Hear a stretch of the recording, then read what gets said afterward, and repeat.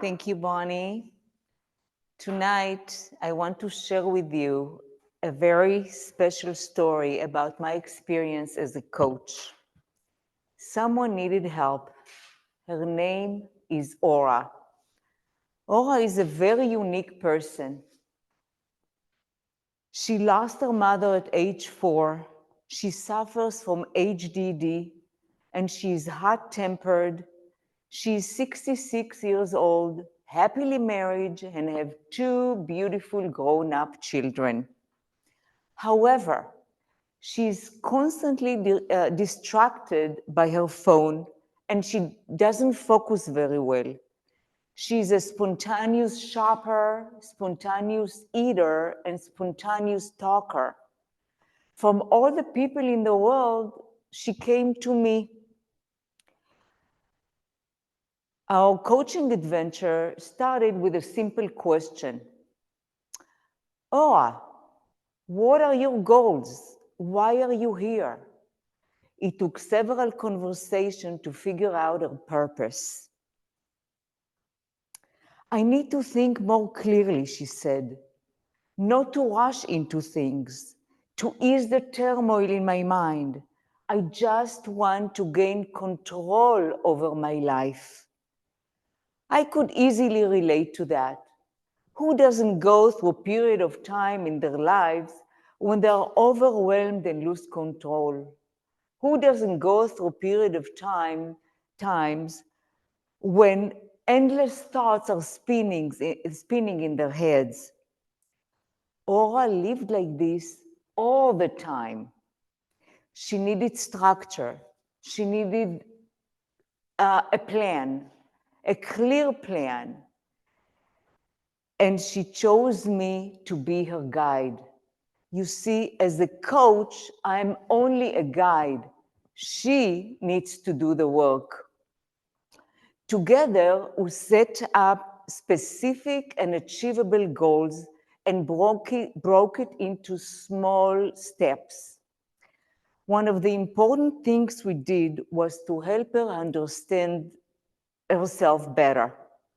We used different techniques and conversations to figure out what are her strengths, her weaknesses, and what is important to her.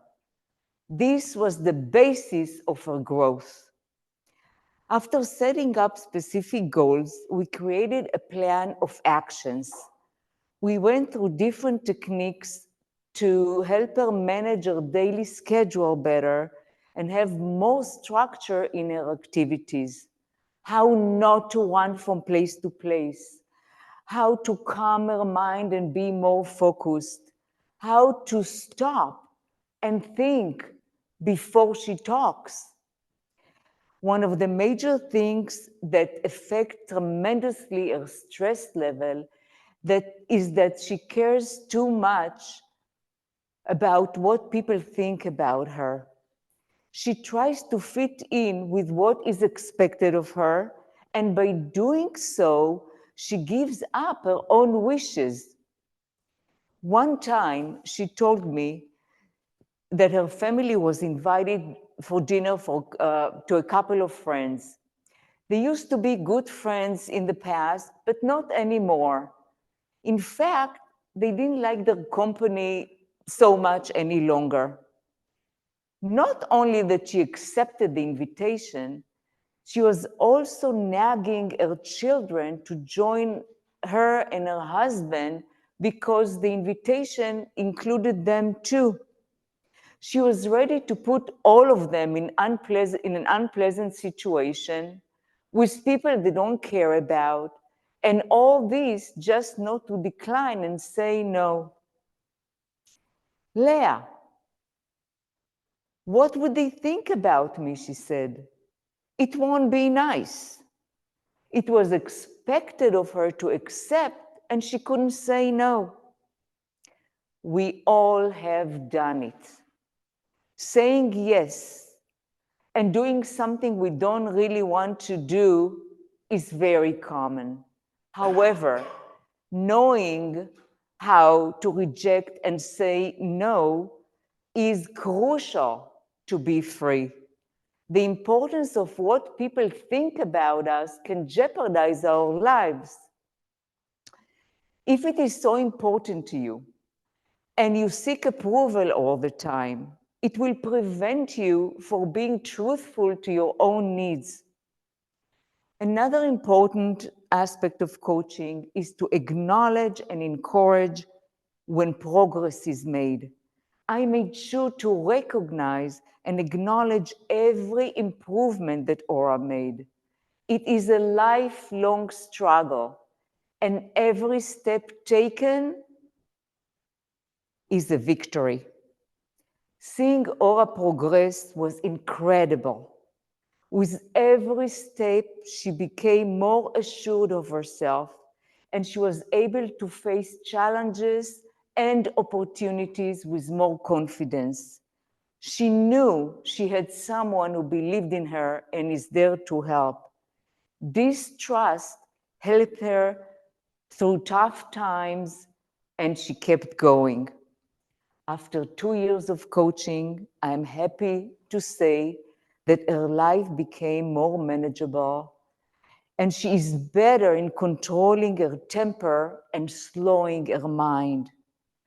My reward is to see how she became the person she wanted to be.